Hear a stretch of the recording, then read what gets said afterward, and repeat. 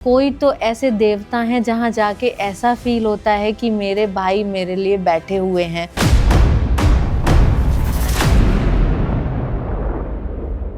अर्जी कैसे लगाई जाती है? जब भी आप खाटू श्याम बाबा के दर्शन करने जाने वाले हो उससे पहले एक खाटू श्याम जी को एक हारे का सहारा भी कहा गया है, तो हारे का कौन सहारा हो सकता है? किसी भी कष्ट से हार के एक बार खाटू श्याम जी के दर पे पहुंच जाता है, वो अपने हर कष्ट को हराने की ताकत वो उसको दे देते हैं। तो मैम, आप जब एकादशी में गई थी, एक और वहाँ पे मेला लगता है 11 ऐसा कहते हैं कि 11 को बाबा की जो मंदिर की प्राण प्रतिष्ठा हुई थी, उस दिन बाबा का जन्म दिवस मनाया जाता है, इसलिए 11 का बहुत महत्व है। और पूरे साल की 11 पे आप कभी भी चले जाओ।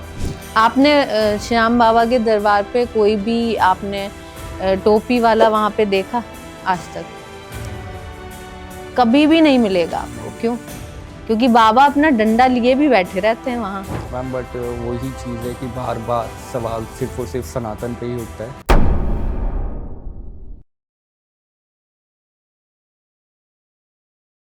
नमस्कार दोस्तों, आज हम बात करने वाले हैं एक ऐसे भगवान के बारे में जिन्हें हारे का सहारा भी कहा गया है, खाटू श्याम जी।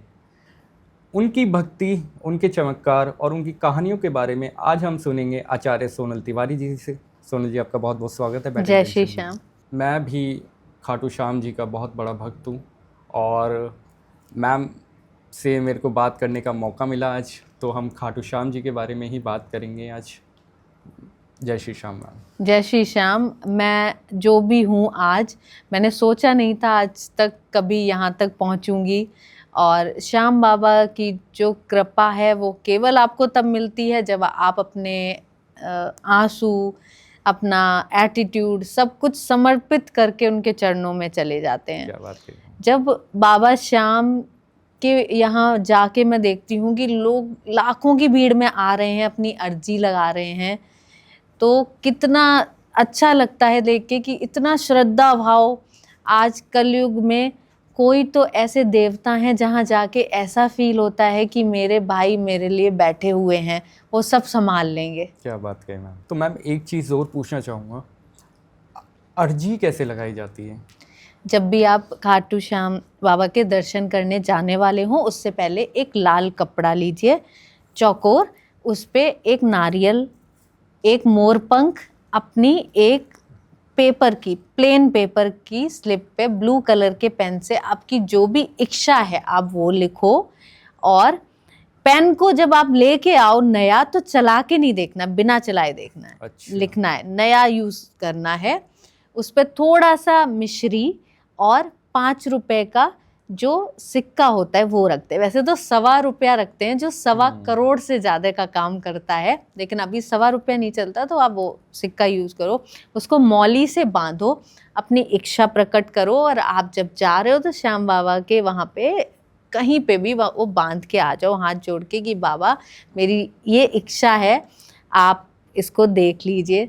जब आपका नंबर आएगा तो वो इच्छा ऐसे पूरी होगी कि आप घर बैठे हैं और लोग रातों रात फेमस होते देखा है आपने? हाँ। बहुत लोग हैं यूट्यूब और इंस्टा पे जो रातों रात फेमस हुए हैं। Right ma'am. बस ऐसी ही कृपा किसी दिन बरसेगी और आप जब सुबह उठोगे तो कुछ अलग ही दुनिया होगी। तो श्याम बाबा तब देते हैं जब सही समय आता है। जय श्री श्याम। जय श्री राम। तो मैम, खाटू धाम का नाम कैसे पड़ा और इसकी पुरानी कहानियाँ क्या है? देखिए, जो हमने अपने बड़ों से सीखा है और सुना है वो कथा मैं आपको बताती हूँ, जो हम काफ़ी पहले से सुनते आ रहे हैं जी। जो हमारे खाटू श्याम जी हैं, इनका नाम था बर्बरीक। तो ये इन्होंने जब जन्म लिया, 12 वर्ष की आयु ग्रहण की, तो इन्होंने तपस्या की महादेव की और माँ काली की। उस तपस्या से खुश होकर महादेव ने इनको 3 बाण दिए। वो 3 बाणों की ऐसी मायावी शक्ति थी कि महादेव ने कहा कि इसको तुम्हें इस्तेमाल करने की भी ज़रूरत नहीं पड़ेगी, एक बाण ही तुम चलाओगे और तुम्हारा सारा काम हो जाएगा, तीनों की भी ज़रूरत नहीं पड़ेगी। उन 3 बाण को लेके मन में बचपन से एक जज्बा था कि मेरे को युद्ध में जाना है, योद्धा बनना है, जबकि बहुत छोटे थे जी। 14 वर्ष की आयु हुई तो युद्ध की तब तक घोषणा महाभारत के युद्ध की हो चुकी थी। तो निकले युद्ध के लिए। माँ ने मना भी किया, माँ ने कहा भी तुम बालक हो, 14 वर्ष की आयु है, कहाँ जा रहे हो। तो उन्होंने बर्बरीक ने कहा कि माँ मुझे मत रोकिए, मेरे को बचपन से ही था योद्धा बनना है, मैं क्षत्रिय हूँ, तो मैं जाऊंगा जरूर, आप बस आशीर्वाद दीजिए। तो माँ अचंभित हो गई कि इतना छोटा बालक है, जा रहा है, ऑब्वियसली माँ है तो चिंता तो होगी। तो माँ ने कहा ठीक है बेटा तुम जाओ, लेकिन एक वचन दे के जाओ कि जो भी हार रहा होगा तुम उसका सहारा बनोगे। अच्छा। क्योंकि माँ को ये चिंता सता रही थी कि पांडव हार जाएंगे, क्योंकि उनको अपने पुत्र की शक्ति का अंदाजा था। तो जब बर्बरीक निकले तो वही दिमाग में था कि माँ ने वचन दिया है कि मैं हारे का सहारा बनूंगा। जैसे ही घर से निकले थे, घोड़े की टाप और उनकी हुंकार इतनी तेज थी कि आधे रास्ते पहुंच पाए थे, और जिस कक्ष में बैठ के भगवान श्री कृष्ण अर्जुन बातें कर रहे थे वहां पे हलचल मच गई। अच्छा। तो अर्जुन ने कहा माधव देखिए कौन आ रहा है। तो श्री कृष्ण भगवान तो हमारे माधव तो छलिया है, वो अपने रूप में गए नहीं। उन्होंने कहा कि पहले देखा जाए कि कौन आ रहा है, जिसके आने से ही अभी से हलचल मच गई, भी तो वो आ भी नहीं पाए। तो उन्होंने ब्राह्मण का वेश धारण किया और वो निकले। तो जब वो वहां पहुंचे तो बोले कि बर्बरीक कहाँ जा रहे हो। तो बर्बरीक बोले ब्राह्मण महाराज, मेरे को पता लगा है महाभारत के युद्ध की घोषणा हो गई है, तो मैं युद्ध के लिए लड़ने जा रहा हूँ। तो ब्राह्मण महाराज बोले कि वहाँ इतने बड़े बड़े योद्धा हैं, तुम्हारे अंदर ऐसी कौन सी शक्ति है जो तुम इतने कॉन्फिडेंस के साथ जा रहे हो। तो बर्बरीक ने कहा कि मेरे पास 3 बाण हैं। तो ब्राह्मण महाराज बोले मैं नहीं मानता, मुझे प्रूफ करके दिखाओ, मुझे साबित करके दिखाओ। तो बर्बरीक बोले ठीक है जैसा आप कहें, आप बताइए मैं कैसे साबित करूं। तो ब्राह्मण महाराज बोले कि ये 3 पीपल के वृक्ष हैं, इन तीनों वृक्ष में हर पत्ते में तुम छेद कर दोगे तो मैं मान लूंगा कि तुम अपनी मायावी शक्ति रखते हो, या तुमने जो भी बाण महादेव से प्राप्त किए उनमें इतनी शक्तियां हैं। तो बर्बरीक ने आंखें बंद की, उनको प्रणाम किया बाणों को, और एक बाण निकाला अपनी तरकश से और पहले पीपल के वृक्ष पे चलाया। जैसे ही वो पीपल के वृक्ष पे चला सारे पत्तों में छेद हो गया। ऐसे ही दूसरा बाण निकाला तरकश से और दूसरा बाण चलाया, दूसरे भी पीपल के सारे पत्तों में छेद हो गया। तीसरा बाण निकाला, तो जब वो ये कर रहे थे तभी कृष्ण भगवान ने, जो ब्राह्मण देवता का रूप धरे थे, उन्होंने एक पत्ता अपने पैर के नीचे दबा लिया। अच्छा। तो जब तीसरा बाण चलाया सारे पत्तों में छेद हो गया, और बाद में वो 2 बाण तो वापस आ गए तरकश में, लेकिन तीसरा ब्राह्मण महाराज के पैर के चारों तरफ घूमने लगा। तो बर्बरीक बोले महाराज अपना पैर हटाइए, नहीं तो आपके भी ये आप भी चोटिल हो सकते हैं इससे, आपके पैर के नीचे एक पत्ता है। तो कृष्ण भगवान को अचंभित तो वो हुए, बोले इस बालक में कुछ तो अलग है। अब वो ये सोच में पड़ गए कि ये अगर इतनी शक्ति रखता है तो ये युद्ध में जाके तो कुछ भी कर सकता है। बिल्कुल।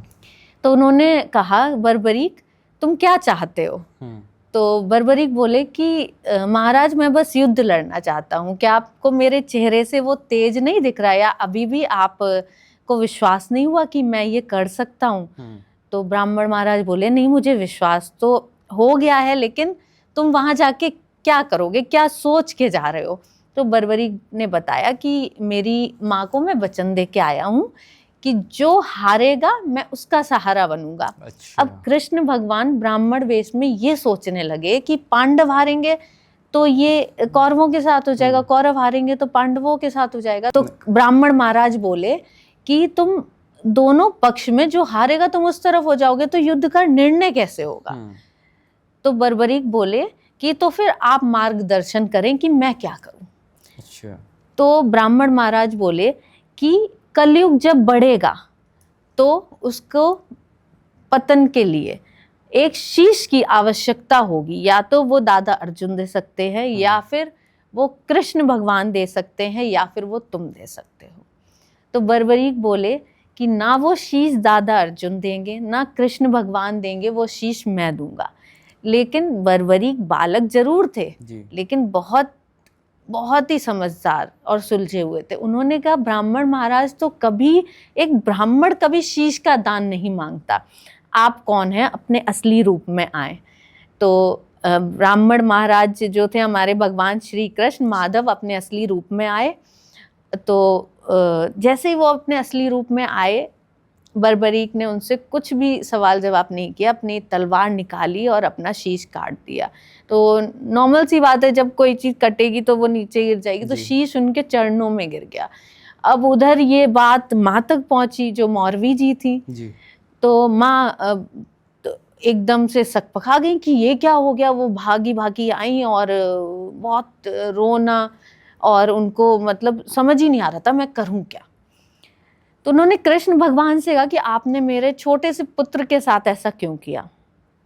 तो कृष्ण भगवान बोले कि अब जो भी हुआ है, अब आप क्या चाहती हैं वो बताइए। तो माँ बोली कि इसको अमृत पान कराओ, मैं इससे बात करना चाहती हूँ। तो कृष्ण भगवान ने उनको अमृत पान कराया। तो जैसे ही थोड़ी सी शीश में जान आई, तो बर्बरीक से पूछा कि तुम्हारी कोई आखिरी इच्छा है तो बताओ, क्योंकि माँ ने छोड़ दिया था कि जो मेरे पुत्र की इच्छा है वो आप पूरी करो। क्या बात। तो बर्बरीक ने बोला कि मैं युद्ध में तो नहीं जा पाया, लेकिन मेरी इच्छा है कि मैं पूरा युद्ध देखूं। तो भगवान श्री कृष्ण ने एक हिमाचल में आज भी एक पहाड़ है, उस पे, वहां पे शीश ऊपर रख दिया। उस पहाड़ पे वो शीश रखा रहा और पूरा महाभारत का युद्ध उन्होंने अपनी आंखों से देखा। फिर श्री कृष्ण भगवान ने उनको वहां पे बैठा दिया और बोले कि आप यहाँ से पूरा युद्ध देखो, और जो आपने शीश का दान दिया इतनी छोटी उम्र में, ये और कोई नहीं कर सकता था, इसलिए उनको शीश के दानी भी कहा जाता है। क्या बात। तो मैम उनको तो कलयुग का अवतार भी कहा गया है। आपने हमें इतनी अच्छी स्टोरी बताई उनके बारे में, thank you so much for it. तो मैम खाटू श्याम जी को एक हारे का सहारा भी कहा गया है मैम, तो हारे का कौन सहारा हो सकता है? हारे का सहारा खाटू श्याम जी को इसलिए कहा गया है क्योंकि जब उनकी माँ ने उनको वचन दिया था, वो घर से जा रहे थे कि तुम हारे का सहारा बनोगे। अच्छा। तो कलयुग में जो किसी भी कष्ट से हार के एक बार खाटू श्याम जी के दर पे पहुंच जाता है, वो अपने हर कष्ट को हराने की ताकत वो उसको दे देते हैं, इसलिए कहा जाता है हारे का सहारा बाबा श्याम हमारा। तो मैम जैसे कि आपने मेरे को पहले बताया अभी, उनका नाम बर्बरीक था, बिल्कुल, लेकिन आज के टाइम में उनका नाम श्याम बाबा, खाटू श्याम, ये सब कुछ है। तो ये श्याम नाम कहाँ से आया मैम? जैसा कि मैंने अभी आपको बताया कि एक चोटी पे उनका सर रख दिया था भगवान श्री कृष्ण ने कि आप यहाँ से पूरा युद्ध देखो।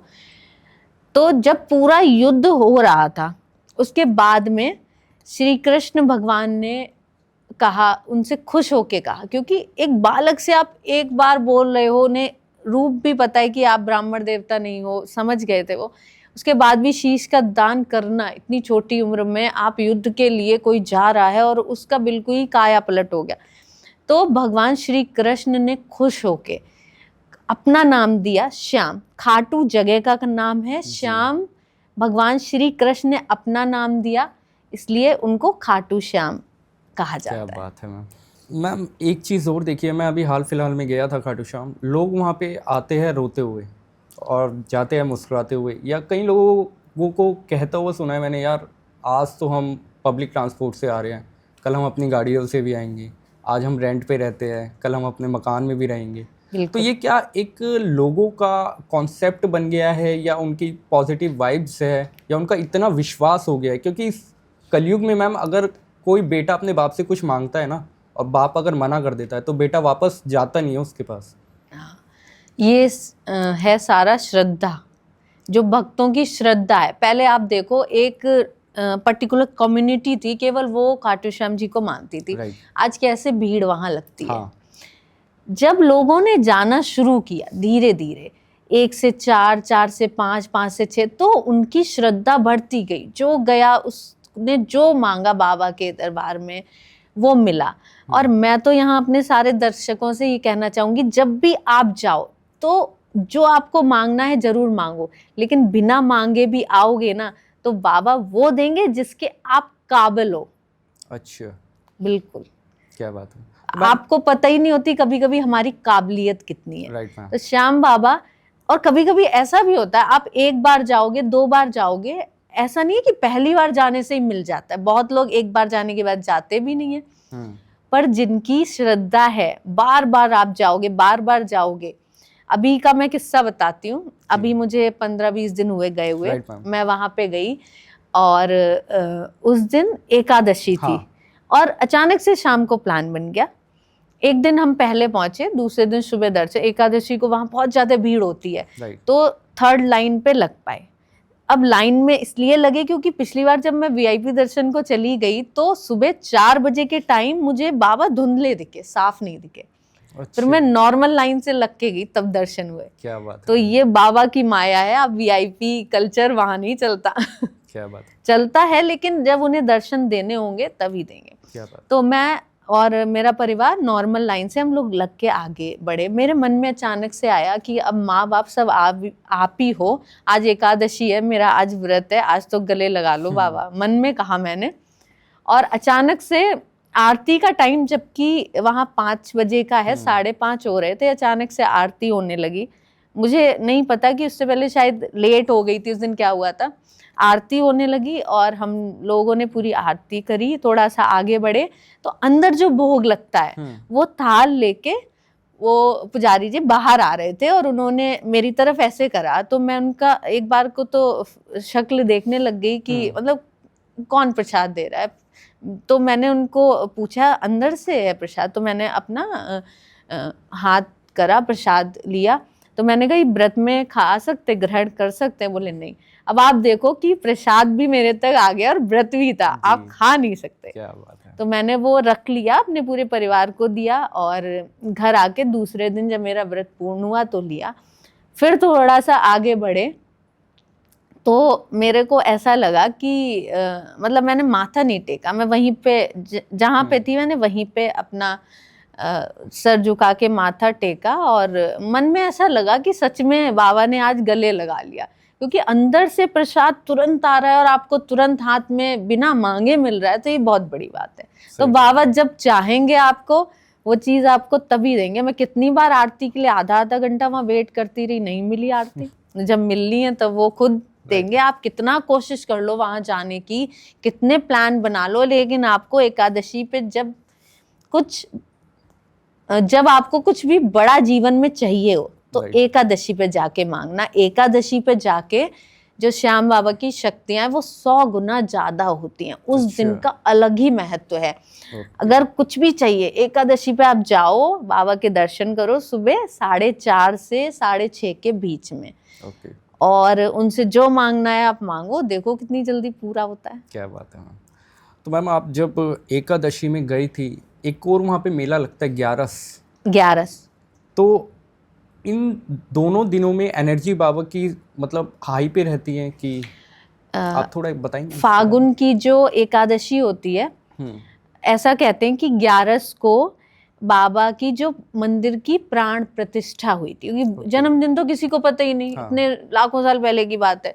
तो जिस दिन प्राण प्रतिष्ठा हुई थी उस दिन बाबा का जन्म दिवस मनाया जाता है। इसलिए 11 का बहुत महत्व है। और पूरे साल की 11 पे आप कभी भी चले जाओ, हमेशा उसका उतना ही महत्व है। लेकिन जो फागुन की 11 आती है, एकादशी 11, उसका अलग ही महत्व है। तो उस पे आप जाके हमेशा एक निशान, एक लाल गुलाब और चूरमा और साथ में इत्र, ये 4 चीजें जरूर चढ़ानी चाहिए। तो मैम आपने जब निशान की बात ही कर ली है, तो निशान चुना कैसे जाए? क्या कलर देख के या उसकी हाइट देख के, और कैसे पूजा कैसे हुई मैम? बाबा को जो सबसे ज्यादा प्रिय रंग है वो है पीला। अच्छा। आप देखो श्याम बाबा के कभी भी कीर्तन होंगे या कुछ होगा तो सारे पीला पहने होते हैं। तो पीला रंग उनको बहुत प्रिय है। लेकिन यहाँ ये बात कोई नहीं जानता, अगर आप राहु केतु की समस्या से बहुत ज्यादा स्टक हो गए, बहुत ज्यादा फंस गए जीवन में, तो आप नीले रंग का निशान, जो वो भी बाबा को बहुत ज्यादा प्रिय है, जो बाबा का घोड़ा है लीला, उसका भी रंग वही है। तो आप बाबा को छोटे छोटे 2 घोड़े जो वहां मिलते भी हैं वो, और एक नीले रंग का निशान आप चढ़ा के आओ। आप अगर उसको डंडे के साथ चढ़ा रहे हैं तो वो बाहर ही रोक लेते हैं। आप फोल्ड करके आप उनके सामने लेके जाओ, वहां पे समिति के लोग खड़े रहते हैं। मेरे मन में इस बार आया कि मैं एक निशान लेती हूँ, तो मैंने उनसे कहा कि आप उसके डंडे के साथ ही दे दीजिए। तो जो भी दुकानदार थे उन्होंने कहा कि मैम आपको अंदर चढ़ाना है तो फोल्ड करके लेके जाइए। तो मैं फोल्ड करके लेके गई। मैंने सोचा था बाबा को दिखा के वहां टच करके अपने घर पे लगाऊंगी जाके। उनके सामने आई तो दिमाग में क्या आया आप ये देखो। वहां पे जो सेवा समिति के लोग थे, मैंने कहा कि ये बाबा तक पहुंचा दो। क्यों कहा मुझे भी नहीं पता, बाबा को वो चढ़वाना था अपने पास। और उन्होंने लिया, आगे वाले ने लिया, मैं जबकि थर्ड लाइन में आगे लिया और तुरंत मेरे सामने के सामने आगे पहुंच गया। तो उनकी लीला वही जाने, उनको क्या कराना है, हमसे क्या चाहिए और हमको क्या देना है। उनको सही टाइम, आप मांगते मांगते हार जाओगे। कभी कभी ऐसा भी होता है वो नहीं देंगे, आप परेशान हो जाओगे, आप सोचोगे अब नहीं जाऊंगा वहां, सुनते ही नहीं बाबा। जैसे आप छक जाओगे उसी दिन आपको वो दे देंगे जिस काबिल हो आप, उससे भी 100 गुना ज्यादा दे देंगे। क्या बात कही मैम, ऐसे ही कहा जाता है हारे का सहारा बाबा श्याम हमारा। क्या बात है मैम। तो मैम एक ना लोगों की बहुत ज़्यादा शिकायत होती है कि वहाँ पे लाइन पे लग रहे हैं, बाबा के दर्शन नहीं हो रहे, 2 सेकंड के दर्शन हुए, चलो भाई आगे चलो। और वीआईपी कल्चर भी जैसे आपने बताया, तो बहुत ज़्यादा शिकायतें होती है, इतनी भीड़ भड़क्का होने लग गई है। अब तो खैर इंफ्रास्ट्रक्चर भी बहुत अच्छा हो गया है वहाँ का, बहुत अच्छा, वरना पहले तो बहुत ज़्यादा था। आज से अगर हम बात करें 30-35 साल पहले की, तो छोटा सा एक मंदिर था जहाँ बाबा की जो शीश, हाँ मूर्ति है वो रखी हुई थी। और आपको पता है बाबा की 2 मूर्ति हैं जो निकली हुई थी जमीन से जब युद्ध पूरा खत्म हो गया। तो जो श्याम बाबा की जो शीश था वो अमरावती नाम की नदी बहती थी पहले। वहां से बहता बहता खाटू आ गया और वो जमीन के बहुत नीचे वहां सालों तक, हजारों लाखों सालों तक रहा। जब कलयुग आया तो एक गाय डेली वहां पे जाती और उसके थन से अपने आप दूध गिरने लगता और बाबा अंदर ग्रहण करते। तो गांव के लोग अचंभित हो गए कि ये हो क्या रहा है, रोज गाय वहां पे जाती है, अपने आप दूध गिरता है और कहाँ चला जाता है। तो वहां पे खुदाई शुरू की। तो ऐसा बड़े बुजुर्ग बताते हैं कि जब खुदाई हो रही थी तो आवाज आई कि धीरे धीरे खोदो। तो लोगों को डर भी लगा, तो बोले कि डरो मत, धीरे धीरे खोदो। तो जब खुदाई में बाबा श्याम की प्रतिमा निकली तो उसको स्थापित किया गया, लेकिन बाद में वो इतनी पुरानी थी कि खंडित हो गई। बाबा की 2 प्रतिमाएं पीछे रखी हुई है जिनकी डेली आरती होती है, पर वो खंडित है, तो दर्शन के लिए नई प्रतिमा है। आप अगर तीसरी लाइन में जा रहे हो तो वहां पे देखना, एक आप बिल्कुल सामने बाबा के आओगे, उससे थोड़ा सा पहले आंखें बंद करना तो आपको एक वाइब्रेशन फील होगी। पहले जो पुरानी प्रतिमा है वो उसी जगह पे रखी हुई थी, फिर थोड़ा जगह कम थी इसलिए उनको स्थापित थोड़ा सा पीछे बनाया गया मंदिर। लेकिन आरती आज भी होती है। जो हमारे पुराने लोग हैं, जो मैं कहूँगी बहुत किस्मत वाले, उन्होंने पुरानी प्रतिमा के भी दर्शन करे। क्या बात कही मैम। तो गाइज अगर आप भी खाटू श्याम जी से प्यार करते हैं तो कमेंट में लिखिए जय श्री श्याम। मैम एक चीज़ और है, लोग बहुत बोलते हैं यार खाटू वाला संभाल लेगा अपने आप, क्या आपके साथ हुआ है कभी ऐसा? हाँ बिल्कुल। आप शेयर करेंगे मैम वो किस्सा क्या था? गिराने के लिए पूरा जोर लगाया गिराने वाले ने, लेकिन खरोंच भी ना आने दी बाबा खाटू वाले ने। क्या बात। तो जो खाटू श्याम जी हैं इनसे मेरा परिचय हुआ, तो जो लोग इनको बहुत ज़्यादा मानते हैं उनसे पहले मेरा परिचय हुआ। धीरे धीरे भजन कीर्तन और जो मंडली है उससे जुड़ती गई। फिर अचानक से एक दिन सोचे तो कई साल से बैठे थे कि खाटू जाना है, खाटू जाना है, पर बाबा श्याम जो हैं वो पहले कहते हैं कि मेरे पे दिल से विश्वास करो, जो मांगोगे पहले वो भी दे दूंगा, बिना आए दे दूंगा, लेकिन तुम्हें अंदाजा होना चाहिए मेरी शक्तियों का। क्या बात। तो पहले बाबा ने मेरे अंदर विश्वास जगाया। एक जहाँ पे मेरा मंदिर है वहाँ पे एक ऐसा मिरर लगा हुआ है। तो जब मैं पूजा कर रही थी तो मैंने उस मिरर को साफ किया और कुछ इंटेंशन नहीं थी, तो ऐसे ही कभी कभी मन में आता है ना कि ये भगवान की तरफ घुमा देते हैं कि भगवान भी अपना चेहरा देख लेंगे। तो उस पे मुझे ऐसा प्रतीत हुआ कि उनकी छवि बनी हुई है। जैसे कोई हाथ से लाइंस मिरर पे बना देता है तो लाइंस पता लगती हैं। प्रॉपर जो खाटू श्याम बाबा की वहां पे प्रतिमा है बिल्कुल वही बनी हुई थी। तो मुझे लगा कि मेरा वहम है, तो मैंने परिवारीजनों को भी दिखाया कि क्या ये मेरा वहम है कि आप देखो।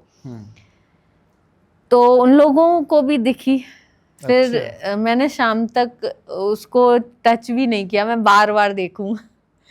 शाम तक वो प्रतिमा बनी रही, लेकिन मैंने सोचा कि कुछ और भी जो सदस्य हैं घर के उनको भी दिखा देती हूँ। लेकिन शाम होने से 1 घंटे पहले वो अचानक से छवि गायब हो गई।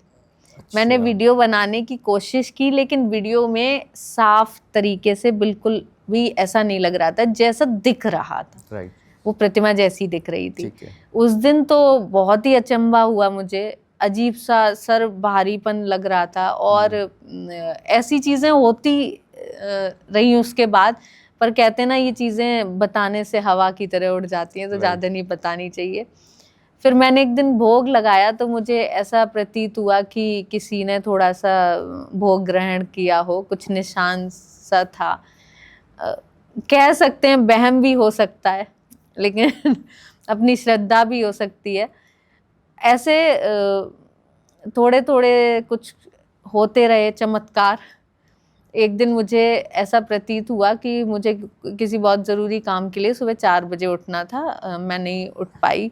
तो कभी आलस कर जाते ना हम लोग, तो मुझे ऐसा प्रतीत हुआ कि किसी ने बहुत तेज़ आवाज़ लगाई। तो मैं बाहर उठ के आई, तो मैंने अपने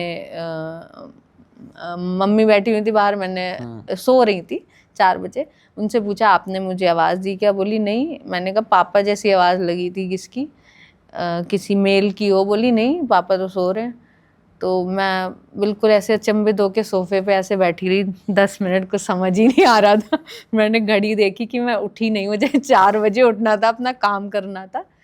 तो बाबा डंडा लेके भी खड़े रहते कई बार, कि सुधर जाओ बेटा, नहीं तो और कभी कभी आपका साथ भी देते हैं कि काम डिले हो रहा है तो तुम्हारा, लेकिन आपको बाबा को पूरे दिल से समर्पित खुद को करना पड़ेगा।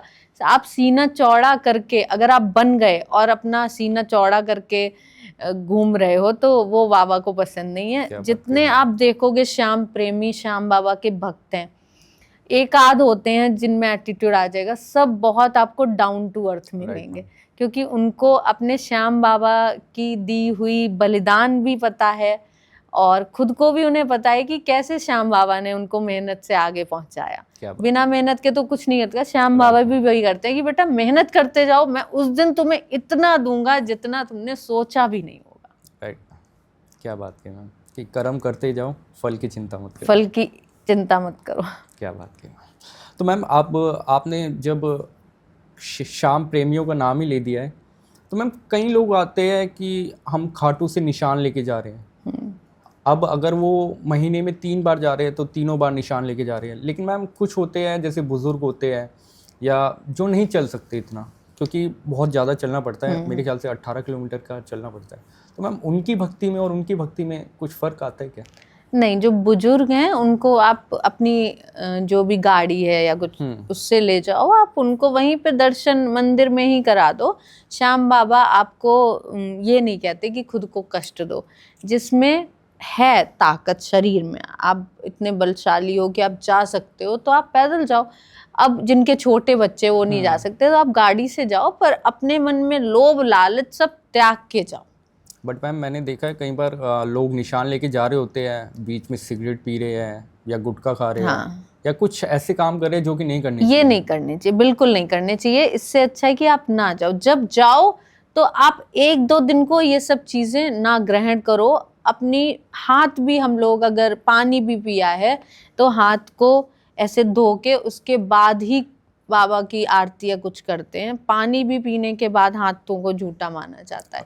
और मैंने देखा है कि 4 परिवारीजन हैं तो चारों अलग अलग निशान ले लेते हैं। आपको एक निशान उठाना है, एक को ही बार बार आप सब में ट्रांसफर करते रहो। बहुत आपने कम्युनिटी ध्यान, कभी आप जाओ तो ध्यान देना कि 15-15 लोग एक निशान लेके जाते हैं, बड़ा निशान। एक है बड़ा निशान है और सब उसको ही बारी बारी से पकड़ते हैं। तो ऐसे ही करना चाहिए। जरूरी नहीं आप 10 लोग जा रहे हो 10 निशान लो, निशान एक होना चाहिए, आपकी श्रद्धा 10 के बराबर होनी चाहिए। मैम कोई और चमत्कार जो आपने सुना हो अपने दोस्तों से या किसी अपने बड़े बुजुर्ग से, या कहीं आप मंदिर भी आप बहुत जाते हैं खाटू श्याम जी, मैं देखता रहता हूँ हर जी 10-15 दिन में आप स्टेटस बस श्याम बाबा की कृपा है। तो मैम कोई ऐसे चमत्कार के बारे में आप बताएंगी या शेयर करेंगी हमसे? एक चमत्कार बताती हूँ। एक सज्जन के ऊपर 50 करोड़ का लोन था और वो बिल्कुल सब जगह से हार मान चुके थे। वहाँ पे गए, अपनी अर्जी लगाई, लौट के आने के बाद 6 महीने हुए और 6 महीने बाद उन्होंने आधे से ज़्यादा कर्जा चुका दिया था।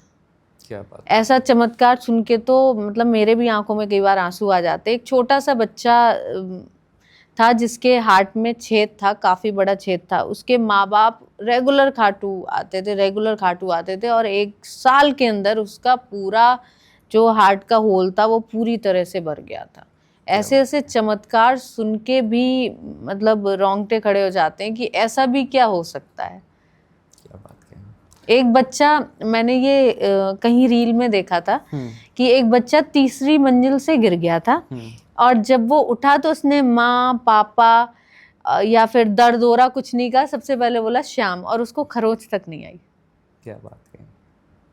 तो ये होती है श्याम बाबा के चमत्कार। आप वो आज भी कलयुग में कृष्ण भगवान ने उनको अमरता का वरदान इसलिए दिया है कि जिसका भाग्य मैं खराब लिख दूंगा, लेकिन अगर वो तुम्हारे दर पे आ गया तो जो हमारे बाबा श्याम है वो इतनी शक्ति है उनके पास कि वो उसकी कुंडली, उसका भाग्य बदलने की भी शक्ति रखते हैं। क्या बात कही मैम। कई लोगों के घरों में ना, मंदिरों में खाटू श्याम जी होते हैं, लड्डू गोपाल जी होते हैं, तो मैम क्या जो हम भोग लड्डू गोपाल को लगाते हैं वो सेम ही हम खाटू श्याम जी को लगा सकते हैं?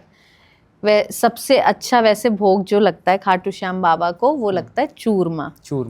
उसमें हम तुलसी दल जरूर डालते हैं। और अगर कोई भी व्यक्ति है जो चूरमा नहीं बना पाता है, नहीं आता है बहुत लोगों को बना के, और घर में आपने श्याम बाबा स्थापित कर रखे हैं, तो सुबह कच्चा दूध सबके घर में आता है। कोई ऐसा परिवार नहीं होता जहाँ कच्चा दूध ना आए। आप 1 गिलास कच्चा दूध श्याम बाबा को अर्पित करो तुलसी डाल के। श्याम बाबा आपके भाव देखते हैं, उनको नहीं चाहिए कि आप मेरे सामने 56 भोग रख दो, लेकिन अगर आपके घर में है उनको इत्र की सेवा जरूर दो और भोग जरूर लगाओ। मैंने एक रील देखी थी जिसमें एक व्यक्ति 100 की गड्डियां डाल रहा था वहाँ दान पेटी में, तो वहीं पीछे एक व्यक्ति खड़ा था, वो आंसुओं से आंखों में भर के आंसू, वो ये मन में सोच रहा था कि बाबा मेरे पास तो इतना है नहीं देने के लिए, तो आप मेरी तो सुनोगे ही नहीं। तो उसके आंसू देख के बाबा भाव अपने प्रकट करेंगे या 100 की गड्डी वाले के करेंगे। बाबा पैसे के भूखे नहीं हैं, बाबा भाव के भूखे हैं। आपका भाव कैसा है? आप एक लड्डू भी घर से बना के ले जा रहे हो, वहां से लोग खरीद के चढ़ाते हैं, लेकिन आप घर से एक लड्डू भी लेके जा रहे हो तो बाबा वो पहले ग्रहण करें। भक्ति शक्ति। क्या बात कही है मैम। तो मैम कई बार ना, जैसे हम दोस्तों यारों में बैठते हैं तो बोलते हैं यार चलो खाटू श्याम चलते हैं, नहीं यार अभी बाबा का बुलावा नहीं आ रहा। वो बुलावा कैसे होता है? मतलब बाबा खुद आके बोलते हैं, कैसा बुलावा होता है वो बुलावा ऐसा होता है कि आप कहीं बैठे हो, आपका अचानक से प्लान बन जाएगा। अच्छा। और जब तक आप पूरी तरह बाबा पे विश्वास नहीं करते, अंदर से आपको नहीं लगता। बहुत लोग तो हो भी आते, कहते हैं मेरे को वो चीज़ वहाँ फील नहीं हुई जैसे मुझे होती है, और लोगों को नहीं होता कनेक्शन एक बार में। तो बाबा ये बोलते हैं कि पहले तुम मेरे पे विश्वास कर लो, पहले दिल से श्रद्धा भाव आना चाहिए। 1 साल 2 साल 3 साल भी कई लोगों को लग जाते जाने में, कोई 3 महीने में भी चले आते, कोई 3 दिन में भी चले आते। आपका अंदर से भाव आना चाहिए। जिस दिन भाव आ गया उस दिन श्याम बाबा बिना आपको बुलाए भी वो चीज़ दे देंगे। फिर कहेंगे अब मैंने दे दिया, अब अंदर तुम्हारे शक्ति वो आ गई, भाव आ गया, अब आ जाओ खाटू। क्या बात कही मैम। मैंने ना अभी देखा भी था, कहीं मैं जब गया था ना, तो पीछे से गुलाब के फूल आ रहे हैं, वो ऐसे फेंक रहे हैं, कोई नारियल फेंक रहा है, तो ये कहाँ तक ठीक है? ये देख के तो सच में बहुत दुख होता है कि नारियल और फूल तक तो आप रहने दो, प्रसाद फेंकते हैं। जी। तो अभी जैसे मैंने बताया कि मैंने निशान आगे किया, वो उन तक पहुंच गया। तो उनको ग्रहण करना है। वहाँ लोग कहते हैं वहाँ ऐसी कोई व्यवस्था नहीं है प्रसाद के लिए। आपको भोग लगाना है, मिठाई का डब्बा अपना बाबा के सामने खोल के दिखा दो, आंखें बंद करके, कि बाबा इसको आप ग्रहण करो। उनको ग्रहण करना होगा तो वो 1 किलो वजन उसमें ही कम कर देंगे। उसकी आप चिंता मत करो कि बाबा ग्रहण नहीं करते। बाबा सबको देख रहे हैं, लाखों की भीड़ आ रही है, वो सबकी पर्ची बनती जा रही है, हिसाब लिखता जा रहा है वहाँ। कलयुग के भगवान है। बिल्कुल। तो मैम कई बार मैंने देखा है कि ना भगवान को इत्र बहुत चढ़ाया जाता है, खाटू बाबा को, तो उसका क्या महत्व है मैम? आप वहाँ पे 3 बॉटल इत्र की आप खरीदो जी। थोड़ा महंगा वाला आप खरीदो। 1 शीशी आप वहीं रख के आ जाओ, जो दान पेटी बनी रहती है उसमें आप डाल के आ जाओ। ठीक है। 2 अपने घर लेके आनी है। 1 पूजा में जो बाबा को इस्तेमाल करना है, रोज इत्र लगाना है। और 1 बॉटल आपको खुद के पर्सनल यूज़ के लिए रखनी है। लेकिन जब आप वहाँ पे बाबा के सामने दिखाओ तो तीनों का ढक्कन खोल के बॉटल का बाबा के सामने अर्पित कर दो। वो खुद ही सब चीज़ों पे आप अपनी कृपा कर देते हैं। तो 3 बॉटल चढ़ाई जाती हैं, 1 वहीं चढ़ानी है और 2 लेके आनी है। क्या बात कही मैम। तो मैम ये जो 2 बॉटल हम लेके आएंगे, इसको कहाँ रखें? मतलब 1 यूज़ करें या मंदिर में? 1 यूज़ करो आप, 1 मंदिर में रखो, 1 बाबा यूज़ करेंगे डेली। और फिर हमारी अगर विश पूरी होती है, जो मंदिर में रखा है वो हम बाबा को नहीं, वो आपको श्याम बाबा के ही लिए इस्तेमाल करनी है। जब खत्म हो जाए, जब आप दूसरी बार जाओ तो फिर से ले आओ। अच्छा मैम, एक चीज़ और, जैसे कि आपने अभी बताया कि आप एकादशी को गए थे, तो वहाँ पे जैसे बर्थडे तो हम नहीं बोलेंगे, बर्थडे का ना आजकल बहुत हो गया है कि बाबा के नाम का केक काट रहे हैं या कुछ ऐसे, तो ये आपके अकॉर्डिंगली ठीक है? मेरे ख्याल से तो मिश्री और समथिंग लाइक इनका बहुत लगाता है। जो मेरा क्या सोचना है कि अगर आपको केक भी चढ़ाना है, वो किस तरह से वो लोग केक बना रहे हैं। आप घर में खोए का केक बनाओ, खोए का, ड्राई फ्रूट्स डालो, जितना अच्छे से अच्छा बना सकते हो। केक का स्वरूप आपको देना है, आप अपने हाथों से बनाओगे, चूरमे का केक बना लो, ऊपर से डेकोरेट कर दो ड्राई फ्रूट से, तो बाबा बहुत खुशी से अर्पित करेंगे। और आपकी जितनी श्रद्धा है आप उतना करो। लोग कहते हैं कि शिवलिंग पे हम दूध चढ़ाते हैं, बर्बादी करते हैं। हम दूध चढ़ा रहे हैं, हमारे पास अगर 1000 रुपए हैं, हम 500 का दूध चढ़ा रहे हैं, 500 की जाके किसी को हम गरीब को दान कर देंगे। तो इसमें लोगों के पेट में दर्द क्यों होता है? हमारा भक्ति भाव है, हम अपने भगवान के लिए कितना भी करें, ये हमारी पर्सनल चॉइस है। लोग ज्ञान देने आ जाते हैं कि आप दूध बर्बाद कर रहे हो। हम भाई 500 का भगवान पे चढ़ा रहे हैं, तो 500 का हम किसी भी जानवर को या किस को भी दान भी तो कर रहे हैं। तो ये हमारी पर्सनल चॉइस है, तो हम तो चढ़ाएंगे, ये इसमें हमें सुकून मिलता है, श्रद्धा भाव है ये हमारा। राइट मैम, बट वही चीज़ है कि बार बार सवाल सिर्फ और सिर्फ सनातन पे ही उठता है तो इसीलिए। आपने श्याम बाबा के दरबार पे कोई भी आपने टोपी वाला वहाँ पे देखा आज तक? नहीं, कभी भी नहीं मिलेगा आपको। क्यों? क्योंकि बाबा अपना डंडा लिए भी बैठे रहते हैं वहाँ। क्या बात। वहाँ पे केवल और केवल जो श्रद्धा भाव से लोग आते हैं ना, वही जाते हैं। क्या बात है। तो आज हमने बात करी खाटू श्याम जी के चमत्कारों के बारे में और उनकी भक्ति को हमने दिल से महसूस किया। धन्यवाद सोनल जी, आपने हमें इतनी प्यारी प्यारी बातें बताई खाटू श्याम जी के बारे में। तो गाइज़, अगर आपको भी ये एपिसोड अच्छा लगा हो तो इसको अपने फैमिली मेम्बर्स में शेयर करिए, और अगर आप भी श्याम प्रेमी हैं तो कमेंट्स में एक बार हाजिरी ज़रूर लगाइए, जिससे हमें पता लग जाएगा। जय श्री श्याम।